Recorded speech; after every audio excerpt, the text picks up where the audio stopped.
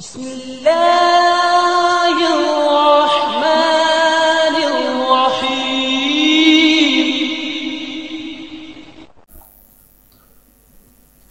الحمد لله حمدا كثيرا طيبا مباركا.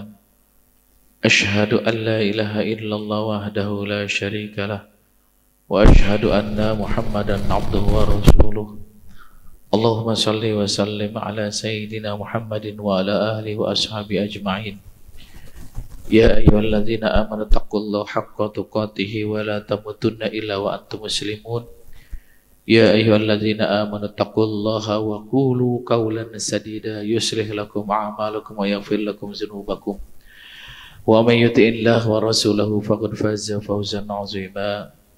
وقال رب اشرح لي صدري ويسر لي أمري واحلل عقدة من لساني يفقهوا قولي. Amma ba'du. Jamaah Masjid Al-Ihsan yang dirahmati, yang diberkahi Allah Subhanahu wa taala. Alhamdulillah kita sama-sama melaksanakan salat yang nilainya 27 derajat. Salatul jamaah tafdulu min salatil fadhi bisab'in wa ishrina darajah. Salat yang kita lakukan bersama-sama berjamaah ini lebih utama daripada sendirian dengan perbandingannya 27 derajat. Bukan 27 pahala. Karena ada orang pengen sholatnya 27 kali rakaatnya, itu pengen menyamakan derajatnya dengan berjamaah. Ternyata bukan, nggak dapat. Nah, kita bersyukur dapat berjamaah 27 derajat, bukan 27 pahala. Ini pentingnya kita berjamaah dan kita memahami pentingnya berjamaah. Bahkan Rasulullah sampai agak marah kepada sahabatnya kalau ada kesempatan bisa berjamaah dia nggak melakukannya. Di dalam kitab diceritakan ada Rasulullah memanggil sahabatnya untuk mengadakan sidak kepada sahabat yang ada di rumah saat itu. Kalau ada ketemu sahabat kita yang di rumah sholatnya sendirian, Rasul menakutinya dengan cara kita bakar rumahnya. Mau dibakar rumahnya sama Rasulullah. Tapi itu bentuknya menakutkan supaya dia nggak mau sholat tanpa alasan ada di rumah. Dia melakukannya pengen di masjid. Makanya kata Nabi, la sholata li jaril masjid illa fil masjid. Tidak sempurna sholat tetangga masjid kecuali dilakukannya di masjid. Tetangga masjid mana Pak? Tetangga masjid itu 40 kanan, 40 kiri, 40 belakang, 40 depan. Hitung aja rumah kita. Dari masjid ini dapat nggak 40 rumah ke rumah kita? Kalau dapat itu tetangga masjid ya. Jadi tetangga masjid itu hitungannya 40 kalau fikih ya. 40 rumah, depan, belakang, samping kanan, samping kiri. Kalau deket rumah itu hitungannya dapat 40 itu berarti kita tetangga masjid. Kan jauh juga 40 rumah. Ke depan, ke belakang, ke samping kan. Sampai Nabi bilang tadi, la sholata, tidak sempurna sholatnya. Lijaril masjid, tetangga masjid. Illa fil masjid, kecuali di dalam masjid di berjamaah. Nah, kalau uzur, sakit, ada tamu, ada keperluan, macam-macam uzur yang masuk akal, silahkan. Tapi kalau nonton TV Pak, tanggung nonton bola. Biasanya bola kan maghrib tuh menjelang isya, nah akhirnya nggak ke masjid. Nah itu cuma nonton bola ngalahin sholat berjamaah. Nah mudah-mudahan kita termasuk orang istiqomah. Kita akan bicara sedikit tentang fikih puasa. Sebentar lagi Ramadan akan tiba ya Pak. Ramadan akan hadir di tengah-tengah kita. Ini tamu istimewa. Ulama salaf soleh itu kalau mau Ramadan 6 bulan sebelum Ramadan, 6 bulan Pak. Kalau kita kan tinggal minggu lagi nih, semingguan lagi. 6 bulan itu dia berharap dengan banyak berdoa. Kalau kita suka dengar baca doanya, Allahumma barik lana fi Rajab wa Sya'ban wa ballighna Ramadan. Di kitab Lataifil Ma'arif kadang-kadang Ibnu Qudamah hadis ini ditemukan. Tapi memang ada yang mengatakan hadisnya dhaif. Tapi kalau untuk kita memperbanyak amal nggak apa-apa kan. Yang penting hadis dhaif tidak untuk menetapkan hukum, tidak untuk bicara tentang ketauhidan. Tapi kalau untuk ngajak kita semangat ibadah, boleh. Boleh, Pak.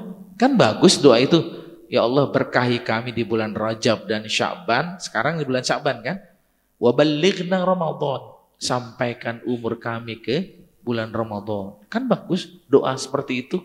Kita minta berkah dan kita minta umurnya panjang. Sampai lagi ke Ramadan. Coba tahun lalu Ramadan yang bisa bersama kita, tahun sekarang nggak ada sama kita. Ada nggak? Tahun lalu bersama kita 2024. Tahun sekarang sebentar lagi 2025 mau puasa, nggak lagi sama kita. Meninggal maksudnya. Kan berarti nggak ketemu Ramadan. Nah, banyak nggak orang yang seperti itu di keluarga kita, tetangga kita, sahabat kita, teman kita, jamaah kita? Ada nggak yang itu? Ada. Nah, kita minta tuh wabalighna Ramadan. Sampaikan umurku, usiaku ya Allah ke bulan Ramadan. Itu kan mintanya saya, mintanya kita. Karena kita pengen berjumpa lagi dengan Ramadan. Dan mudah-mudahan Ramadan kali ini akan membawa keberkahan yang lebih baik lagi daripada tahun-tahun yang sebelumnya. Karena itu pentingnya fikih puasa ini agar kita sama seperti kayak mau mancing. Mau mancing nggak bawa alat pancing, nggak dapet. Puasa juga harus tahu bagaimana kalau kita mau mendapatkan Lailatul Qadar. Ya kan Pak? Mau dapat pahala yang katanya 10 kali 700, kan pahalanya banyak banget. Mau dapat lagi pengampunan dosa dan masuk surga dalam sholat qiyamul lail. Ada hadisnya, man qoma ramadhana imanan wahtisaban ghufira lahu ma taqaddama min dzambi. Barang siapa yang mendirikan kegiatan ibadah malam di bulan Ramadan, maka Allah ampuni dosanya. Ini kalau nggak ngerti kayak gini, dia nggak terawih Pak, Bu, nggak mau terawih. Yang penting kan orang Islam banyak yang puasa, tapi nggak terawih. Banyak orang puasa nggak tadarus, nggak baca Quran dia. Banyak orang puasa nggak ikut iktikaf di masjid, tuh, karena ibarat mancing, dia cuma bawa pancingan doang, nggak bawa. Bagaimana untuk bisa mendapat ikan yang banyak? Nah, fikih itu sebetulnya bagaimana mengajarkan kita untuk benar dalam ibadah, mendapatkan hasil yang baik. Baik, kita bicara langsung aja yang mudah-mudah yang bisa dicerna ya Pak. Puasa itu ada syarat sahnya. Jadi kalau kita puasa itu ada syarat sahnya kita puasa. Langsung saya bicara tentang syarat sah puasa di sini.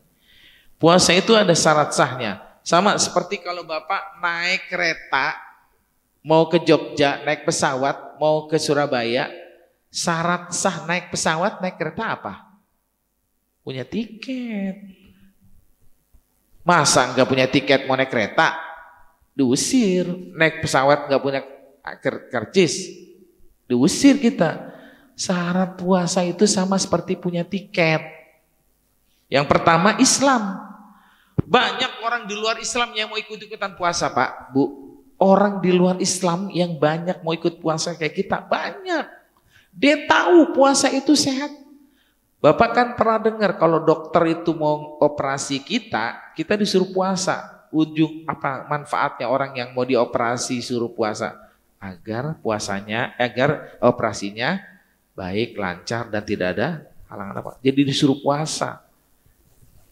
Nah begitu juga orang yang disuruh puasa dalam agama kita ini Ramadan, syaratnya harus Islam. Karena di luar sana orang di luar Islam berebut mau puasa, Pak.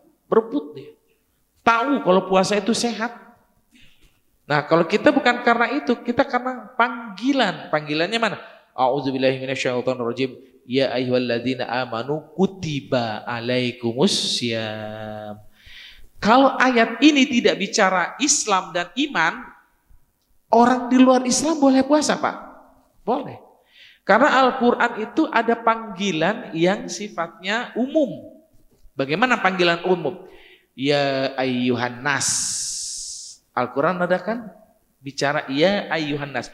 Wahai yang menjadi manusia, siapapun juga. mau Islam, mau Kristen, mau Hindu, mau Buddha, mau Konghucu, mau nggak beragama, pokoknya namanya manusia dipanggil sama ayat ini. Ya ayyuhan nas. Siapa aja.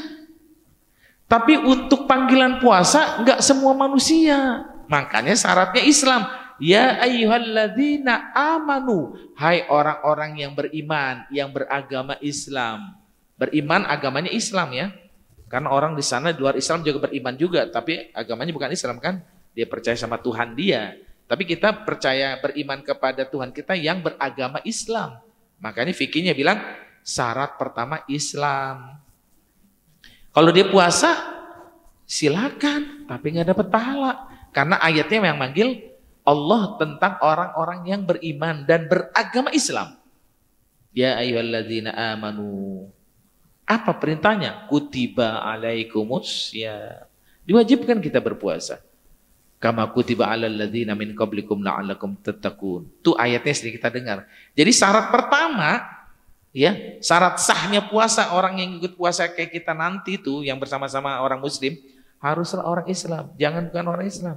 Kalau nggak orang Islam nggak dipanggil dia. Kalau dia mau puasa silakan, tapi nggak dapat apa-apa gitu. Itu syarat yang pertama, harus Islam. Nah, yang duduk di sini nih, kita semua nih, dipanggil nih. Ya ayyuhalladzina amanu. Hai orang-orang yang beragama Islam, yang beriman kepada Allah. Kita dipanggil. Makanya kalau ilmu tafsir, kalau ada kata-kata ya ayyuhalladzina amanu, dengerin. Kata Allah dalam Al-Quran itu dengerin. Kita sedang dipanggil. Bapak Ibu kalau dipanggil kan denger kan? Ya, ada apa? Kita kalau dipanggil nama kita dipanggil kan denger. Ya, ada apa? Kita mau dengerin ada apa nih, habis manggil ada apa? Nah, perintahnya dikasih tahu sama Allah. Karena setelah ya ayyuhalladzina amanu ada perintah, ada larangan. Ada dua nih. Kalau Allah panggil orang yang beriman, ada dua. Kalau nggak perintah, kalau nggak larangan. Dah. Dengerin tuh. Jadi kalau Bapak Ibu baca Quran, ada ya ayyuhalladzina amanu, baca artinya. Ada perintah apa larangan nih? Nah, kalau ini perintah, kutiba alaikumusiyam. Nanti ada larangan. Dalam Al-Quran ketika dipanggil orang-orang yang beriman. Itu yang pertama. Yang kedua dan yang ketiga ini jadi satu nih. Syarat sahnya puasa itu selain orang Islam, orang itu balik dan berakal. Balik dan berakal ini jadi satulah. Orang udah besar itu, anak-anak dewasa itu kayak kita, anak-anak kita yang udah 17, itu namanya orang yang balik dan berakal. Sebab ketika anak itu belum balik, namanya anak yang di bawah umur kan. Berarti akalnya belum berfungsi secara normal. Misalnya anak baru umur 1 tahun, 2 tahun, kan dia belum ngerti puasa. Cuma taunya nggak makan, nggak minum aja. Nah makanya orang yang puasa itu syaratnya yang kedua adalah syarat sahnya dia harus balik, dia harus berakal. Balik dan berakal ini jadi seperti mata uang Pak. Orang sudah balik berarti akalnya sempurna. Orang yang berakal sempurna berarti dia sudah balik. Sudah sampai, balik itu sudah sampai cukup usianya. Ini syarat kedua nih, harus ada. Karena di luar sana ada orang yang masih anak-anak belum balik puasa juga. Boleh, kita ajarin. Ajarin sama kita, tapi dia belum wajib. Misalnya anak kita umur 3 tahun mau ikut puasa, ajak Pak, ajak Bu, boleh. Tapi sebetulnya dia nggak wajib. Coba kita ajarin. Orang yang juga nggak akalnya belum sempurna. Ketika anak itu belum sempurna akalnya, ya kita sedang ajarin. Nah, puasa nggak boleh makan, nggak boleh minum. Akalnya kan berpikir dia nanti. Tapi kalau sudah dewasa, sudah balik, akalnya pasti sudah tahu. Dia membedakan yang baik dan buruk. Kata Al-Quran, "Kul la yastawil khabitha wat thayyib." Ukuran balik adalah ukuran balik Pak, Ibu. Ukuran balik, dia bisa membedakan mana baik, mana buruk.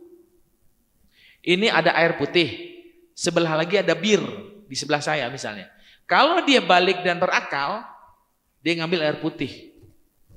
Kalau dia akalnya nggak sehat, mungkin narkoba dan segala macam, dia ngambil bir. Atau mungkin anak-anak yang belum ngerti, belum dikasih tahu ini bir, ini aqua, dia ambil bir. Karena dia belum ngerti bir. Yang penting ada air kan di dalam gelas. Jadi kata Al-Quran, Qul la yastawil khabitha wat thayyib. Katakan Muhammad, tidak sama yang baik dengan yang buruk. Jadi ukuran orang yang balik dan berakal, dia bisa membedakan ini baik, ini buruk. Dah, berarti dia wajib puasa. Kalau dia nggak tahu, maka dia nggak bisa membedakan mana baik dan mana buruk. Yang ketiga, mukim, Pak. Orang yang mukim itu orang yang bertempat tinggal di tempatnya. Kalau saya sedang ada di sini puasa besok, berarti saya orang yang mukim, memang tinggalnya di sini. Tapi ketika saya puasa besok mau ke Surabaya, saya bukan mukim, saya musafir.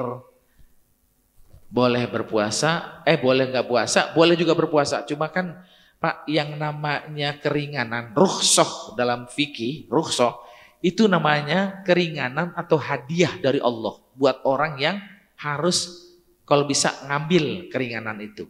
Hadiah dari Allah tuh ambil mestinya. Itu namanya rukhsah, keringanan. Orang yang berpergian gak usah puasa. Kenapa? Dikasih keringanan untuk berbuka puasa. Ya kan? Gak usah puasa dia karena sedang berpergian. Nah, yang mukim, kita bertempat tinggal di daerah kita sendiri, itulah yang wajib berpuasa. Tapi kalau saya sudah berpergian ke Surabaya, pergiannya hari itu saya nggak puasa, terus sampai seminggu saya di sana ada di Surabaya melakukan puasa, boleh nggak? Boleh, karena saya safarnya tuh hari itu doang. Tapi begitu udah sampai di sana, saya boleh berpuasa. Boleh juga tidak bagi yang tidak mau puasa, karena syarat orang yang safar itu 3 hari, Pak. Kalau ngambil jumhur ulama 3 hari, lebih daripada 3 hari kita sudah tidak dianggap musafir lagi. Kalau yang lebih daripada 3 hari. Jadi kita puasa pada saat nggak puasa pada saat pergi dan 3 hari di sana. Nah, hari keempat, hari kelima sampai seminggu kita puasa di sana. Silahkan. Tapi kalau nggak mau puasa juga silahkan, boleh. Karena kemampuan kita ini kita yang tahu sendiri. Mungkin takut capek, takut lemah, takut sebagainya, kita nggak puasa, silahkan. Yang keempat adalah suci dari haid dan nifas. Bagi perempuan ini. Jadi kalau udah haid datang, walaupun ibu menjelang maghrib 5 menit tiba-tiba datang tamu itu sebulan sekali itu, batal puasanya. Walaupun tinggal 5 menit tuh, mau beduk maghrib, batal, berarti dia gagal puasanya. Betul. Jadi dia harus membatalkan puasanya kalau datangnya menjelang maghrib. Kalau datangnya habis maghrib dia buka puasa terus ke kamar mandi keluar darahnya haidnya. Nah, kalau itu tidak dikategorikan orang yang batal puasanya karena sudah berbuka. Gitu. Kecuali menjelang berbuka dia buang air kecil, oh ternyata ada darahnya. Nah, itu namanya keluar haid, berarti batal puasanya. Yang kelima adalah orang yang istato'a, mampu. Ukuran mampu kita juga yang tahu. Kalau kita sedang sakit, apalagi orang tua yang lemah, itu nggak usah puasa. Fa'iddatum min ayyamin ukhar, diganti kalau lagi sakit di hari yang lain. Atau orang yang tua, fafidyatun tu'amu miskin, dia kasih makan orang miskin kalau sudah tua, yang nggak mungkin lagi bisa berpuasa, maka bayar fidyah namanya. Tapi kalau sakit, melahirkan, maka dia bisa berpuasa, bisa juga fidyah. Tergantung nanti dirinya berkonsultasi sama dokter. Saya lagi hamil nih dok, saya takut anak saya nanti kenapa-napa kalau saya puasa. Nah kata dokter berarti ibu nggak usah puasa, nanti diganti dan dibayarkan fidyah. Gitu. Ada ketentuannya. Yang penting ada syarat sah puasa itu harus orang yang mampu, jangan dipaksa. La ikraha fiddin, tidak ada paksaan dalam beragama, termasuk dalam menjalankan syariat. Jadi 5, Islam, balik dan berakal, mukim, orang menetap, suci dari haid dan nifas, dan orang itu istato'a, mampu. Kalau syarat ini 5 ada, maka dia wajib berpuasa, sah puasanya, sah. Kalau hilang, maka tidak sah puasanya yang dilakukan. Kemudian ada rukun Pak, Ibu. Tadi kan syarat sah puasa tuh. Rukun puasa ini lebih penting lagi. Karena apa? Kalau tidak ada rukun, maka puasanya batal. Ini masjid, ini ada rukunnya. Rukun itu pondasi. Pondasi di masjid ini adalah yang di bawah tanah kita ini. Tuh, dibikin pondasi. Bayangkan kalau bangunan tidak ada pondasinya, rubuh. Berarti ibadah puasa tanpa rukun, robohlah puasa kita. Nggak ada artinya. Percuma kita menahan lapar dan haus. Nah, ini yang penting. Jadi rukun puasa itu ada dalam hal yang kita lakukan ibadah yang satu ini. Jadi seluruh ibadah memang pangkalnya, pokoknya adalah niat. Nah, rukun yang pertama dalam puasa adalah niat. Rasulullah bersabda dalam hadisnya, innamal a'malu binniyat wa innama likulli imri'im ma nawa. Segala sesuatu ibadah harus dengan niat. Ibu tadi sholat maghrib kan? Kalau nggak niat nggak sah. Kita mau puasa besok, puasa ada niatnya. Niatnya itu kata jumhur ulama pada saat menjelang 5 menit mau imsak. Kalau maghrib habis isya kita sholat tarawih, niat itu lafadz. Nawaitu sauma ghadin anadai fardhi syahri ramadhana hadhihi sanati lillahi ta'ala, itu lafadz. Boleh-boleh saja kita ucapkan. Tapi niatnya 5 menit sebelum imsak. Beberapa menit sebelum imsak tuh kita niat tuh. Saya niat puasa besok hari di bulan Ramadan tahun ini karena Allah. Diniatkan. Wa innamal likulli imri'in ma nawa, dan segala sesuatu itu tergantung niatnya. Jadi kalau niatnya melakukan ibadah puasa Ramadan, kita dapat nilai puasa Ramadan. Tapi kalau niatnya puasa Senin Kemis, ya dapatnya nilai puasa Senin Kemis, kan begitu. Niat kita masing-masing. Gak bisa niat sholat maghrib, niatnya sholat maghrib, jumlahnya 4 rakaat sholat isya, kan gak bisa. Seseorang tergantung dengan niatnya, dan niat itu apa yang diniatkan akan dicapai oleh orang yang meniatkannya. Jadi hadisnya memang jelas. Kita segala sesuatunya pondasi harus dengan niat. Jadi Bapak Ibu nanti selama puasa niatkan. Bisa setelah taraweh kita baca lafadz itu, dan nanti diulang lagi pada saat menjelang imsak. Kita juga udah niat. Karena kata fikih, an-niyat qasdu syai'in muqtaronan bi fi'lihi. Yang namanya niat itu dibarengin dengan perbuatannya. Contoh, lagi sholat, ini yang paling gampang. Usolli fardhal maghribi salasa raka'atin mustaqbilal kiblati ma'muman lillahi ta'ala. Kan gitu. Itu kan lafadz. Niatnya kan saya ngomong di hati. Saya niat sholat maghrib 3 rakaat menghadap kiblat menjadi makmum karena Allah. Itu di hati saya ngomong. Allahu Akbar. Kapan barengnya? Saat takbir. Allahu Akbar. Itu niat saya. Haji Bapak waktu akan ihram kan juga sama diniatkan kan? Nawaitul ahramtu, nawaitul hajja wa ahramtu biha. Langsung dia pakaian ihram. Dibarengin. Khusus untuk puasa, niatnya itu memang kita bacanya habis sholat taraweh kesannya kan. Tapi itu bukan niat sebetulnya, lafadz yang kita ucapkan. Niatnya menjelang imsak. Karena mendekati di saat kita nggak boleh lagi mau makan dan minum. Jadi niat itu tempatnya mendekati atau berbarengan dengan perbuatan ibadah itu sendiri. Itu namanya niat. Lagi sholat, lagi ihram, itu pakai niat. Lagi menyembelih kambing, hewan, itu niat tuh. Saya niatkan untuk Bapak Fulan bin Fulan, bismillah. Begitu kan? Bukan niatnya belum dipotong, tapi dia udah motong. Jadi bangkai nantinya. Diniatkan untuk, nah untuk apa puasa, niatnya memang agak jauh dengan melakukan perbuatan puasanya. Puasanya besok pagi, niatnya seolah-olah kayaknya malam hari. Makanya bukan dibilang niat itu, lafadz. Gitu ya Pak. Jadi rukun yang pertama adalah niat ketika kita mau puasa. Kemudian yang kedua adalah menahan dari segala yang membatalkan puasa. Makan, minum, berhubungan suami istri. Itu yang zohir. Yang berat meninggalkan melaksanakan apa-apa yang membatalkan pahala. Nah ini yang berat. Kalau ini kan yang membatalkan puasa, makan, minum, berhubungan suami istri itu. Tapi ada lagi yang membatalkan pahala puasa. Nah, ini repot. Ini bukan zohir, batin masalahnya. Perbuatan panca indera kita. Mata memandang perempuan yang syahwat, itu batal pahala puasanya. Ngomongin orang, batal pahala puasanya. Sumpah palsu, batal puasanya. Pahalanya, maaf, batal pahala puasanya.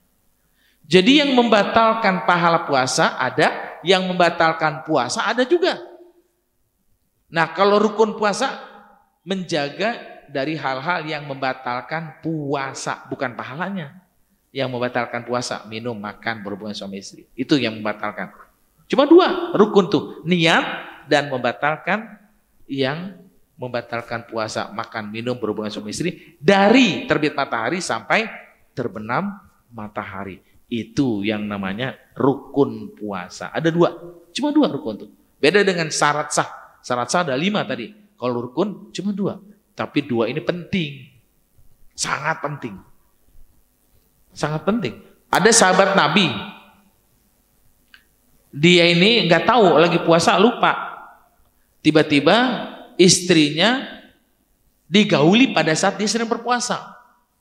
Akhirnya dia ngadu sama Nabi. Berhubungan suami istri di saat puasa. Dia ngadu sama, ya Rasulullah, saya celaka. Kenapa? Saya tadi berhubungan sama istri saya. Padahal saya ini lagi puasa. Kata Nabi, kamu harus bayar kafarat. Puasa 2 bulan berturut-turut. Kata dia, aku nggak kuat ya Rasulullah. Aku ini orang yang sakit-sakitan. Puasa 2 bulan berturut-turut aku nggak kuat katanya. Oke, kalau gitu kasih makan orang miskin 60 fakir miskin. Ganti kasih makan tuh. Selama 2 bulan itu.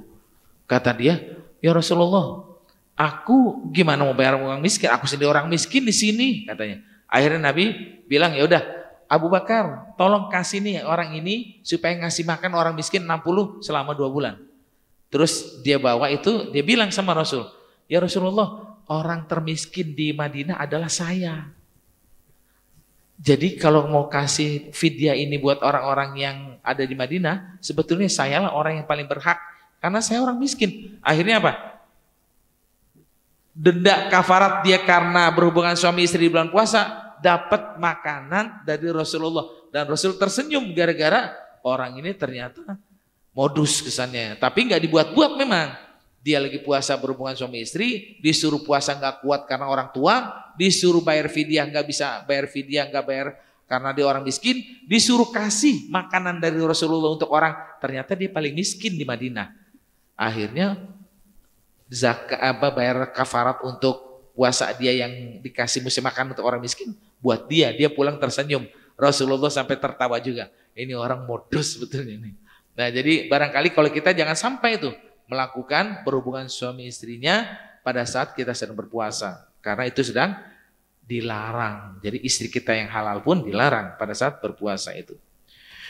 Kemudian yang membatalkan puasa. Tadi sudah ada syarat sahnya, kita juga sudah tahu rukun puasanya. Sekarang yang membatalkan puasa. Yang membatalkan puasa yang pertama, makan dengan minum secara sengaja. Makan dan minum sengaja.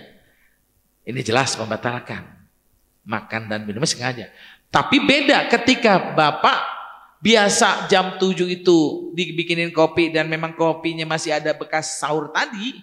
Tiba-tiba habis bangun tidur karena habis sholat subuh terus pulang tidur sebentar masuk ke dapur ngelihat kopinya tadi masih ada. Dia minum, dia lupa Pak. Kalau karena lupa dia minum, maka puasanya tetap sah, benar-benar puasa. Benar-benar lupa, bukan puasa, benar-benar dia puasa sehingga pada saat dia lagi minum, selesai, dia, oh, saya tadi minum ini, kan lagi puasa nih. Karena kebiasaan kalau pagi suka minum air putih atau minum kopi yang masih ada misalnya. Dia, karena lupa boleh. Ada 3 hal yang Nabi angkat dalam hadis ini hukumnya. 1, orang yang tidur sampai dia bangun, orang anak kecil sampai dia balik, kemudian orang yang gila atau ayang atau pingsan sampai dia sadar. Orang lupa sampai dia ingat, artinya dia tidur sampai dia bangun. Itu 3 orang ini macam maka dia nggak berdosa kalau melakukan kesalahan. Dia nggak dikategorikan batal puasanya karena dia dari tidur menjadi ingat. Pada saat tidur dia nggak apa-apa.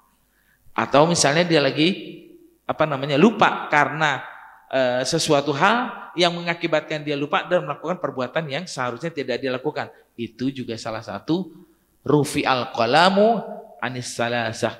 Allah angkat mencatat suatu hal karena baik atau buruknya disebabkan karena lupa salah satunya.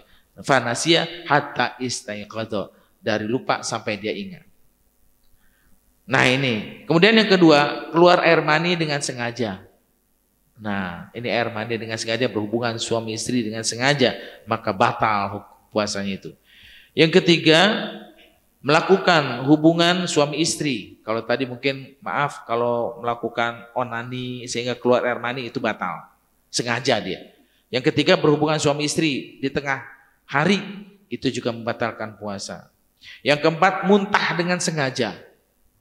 Dia dia kolom-kolom di mulutnya tuh supaya yang tadi pagi itu bisa keluar lagi, sengaja dia, batal puasanya. Karena muntahnya dengan sengaja. Dan yang kelimanya adalah haid dan nifas. Itu juga terjadi bagi orang yang sedang melahirkan sehingga batal puasanya. Dan yang terakhir adalah murtad, keluar dari Islam. Pada saat dia Islam, tiba-tiba dia keluar Islam. Dia nggak mau jadi orang Islam, nggak mau puasa. Maka puasanya otomatis langsung batal. Kemudian orang-orang yang dibolehkan untuk tidak berpuasa. Itu tadi orang-orang yang batal puasanya. Kemudian yang tidak boleh berpuasa atau boleh tidak berpuasa. Satu adalah orang sakit. Orang yang sakit nih, yang ada di rumah sakit, yang ada di rumah, itu boleh tidak berpuasa. Karena dia sedang kondisi sakit. Wa in kuntum mardo au ala safarin fa'iddatum min ayyamin ukhor. Itu dalil Al-Quran. Apabila kamu sakit atau sedang dalam berpergian, maka kamu boleh mengganti di hari-hari yang lainnya. Jadi sakit, mungkin kita ada dirawat di rumah sakit seminggu, nah boleh nggak berpuasa. Jangan dipaksain untuk berpuasa. Jadi orang yang sakit boleh. Yang kedua, orang yang tua renta, lanjut usia. Nah ini boleh nggak berpuasa nih. Nah, karena udah renta nggak berpuasa, maka diganti dengan fidyah. Membayar fidyah keluarganya nih untuk 60 orang, untuk satu orang miskin. Dia berikan kepada orang yang perlu diberikan fidyahnya. Jadi satu hari dia kasih orang miskin untuk mengganti puasa dia dengan bayar fidyah. Bayar fidyah gampang ya Pak. Misalnya kita hitung satu hari nggak makan tuh, kita makan di warteg atau di Padang, sekali makan misalnya 15.000. Berapa kali orang tua kita misalnya saat itu nggak berpuasa sebulan, kali sebulan 15.000, bayar fidyah. Itu. Jadi bayar fidyah itu sekali makan. Sekali makan orang yang sehat lah kayak kita, sekali makan aja. Bukan 3 kali, pagi, siang, malam, bukan. Sekali makan. Berapa tuh dirupiahkan? 15.000 misalnya sekali makan itu ada lauk, pauk sama minum sama segala-galanya 15.000 misalnya. Nah itu kali berapa kali orang tua kita yang nggak kuat puasa lagi untuk nggak puasa diganti dengan hari-hari dia meninggalkan puasanya untuk bayar fidyah itu. Bisa nggak dibayarkan fidyah itu setelah Ramadan? Bisa. Jadi tidak harus di bulan puasa. Nanti Idul Fitri, Bapak boleh bayar fidyah orang tua kita yang udah nggak kuat puasa karena umur 90 tahun. Saya kasih nih 15.000 kali 30 hari untuk fidyah bapak saya yang nggak puasa selama sebulan kemarin. Bayar fidyahnya kepada fakir miskin. Bukan ke masjid Pak. Kadang-kadang salah kalau ke masjid itu karena nanti tercampur sama zakat fitrah. Fidyah itu untuk siapa? Fafidyatun to'amu miskin. Yang namanya fidyah itu makanan. Jadi kalau bayar fidyah ke masjid, kadang-kadang kita kayak bener aja gitu, padahal salah juga itu. Yang dibilang fidyah itu dalam Al-Quran, coba buka surat Al-Baqarah. Fafidyatun to'amu miskin. Bayarlah fidyah itu dengan makanan untuk orang miskin. Berarti kalau bayar fidyah untuk bapak kita yang udah nggak puasa, datengin tuh orang miskin. Misalnya panti jompo juga ada, panti yatim piatu ada. kita kasih makan dus kotak selama 30 hari untuk bapak kita yang nggak puasa. Sebetulnya mudah, tapi orang suka banyak datangnya ke masjid dikasih uang pengurus zakatnya, padahal bukan uang, bayar fidyah itu makanan, bukan uang. Beda dengan zakat mal, beda dengan zakat fitrah, itu bisa dengan beras, bisa dengan uang.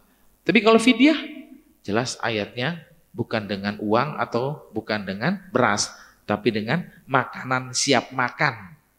Makanan yang siap, jangan dikasih beras juga, belum jadi makanan dong. Karena beras itu kan mesti dimasak dulu, ada lauknya lagi, kan gitu. Makanya yang dibilang fidyah itu adalah makanan siap makan untuk orang yang kita kasih karena tidak puasa selama dia tinggalkan. Kemudian yang ketiga, wanita hamil dan menyusui gak usah puasa. Dia ngadu sama dokter, dok kalau saya puasa saya takut bayi saya nih dok. Nah kalau kayak gitu dia harus bayar fidyah. Kalau takut bayinya, dok saya takut sama diri saya takut lemah nih dok. Nah kalau takut sama dirinya, dia puasa dan bayar fidyah. Jadi ada dua tuh, orang yang hamil. Kalau dia takut sama anaknya, dia bayar fidyah. Tapi kalau dia takut dia sendiri yang lemah, maka dia bayar fidyah, terus nanti Ramadan selesai dia bayar qada. Jadi ada dua. Tergantung si istri itu, si perempuan itu. Dia hamil itu karena takut apanya? Takut dirinya apa takut anaknya? Dilihat nanti kasusnya. Ada penggantinya dengan cara yang agak berbeda. Itu yang ketiga, wanita hamil dan menyusui. Yang keempat, musafir. Nah tadi itu orang yang berpergian gak perlu puasa. Ustadz, saya kan kalau pergian ke Surabaya 1 jam naik pesawat, kecuali naik mobil bisa 10 jam. Sekarang kan naik pesawat bisa cuma 1 jam. Terserah, kalau mau puasa juga boleh karena nggak memberatkan. Yang penting tidak merasa keberatan. Kalau merasa keberatan puasanya karena jauh jaraknya nggak usah puasa. Kalau sekarang ada transportasi naik pesawat cuma 1 jam, berarti kita mau puasa juga kuat, silakan aja.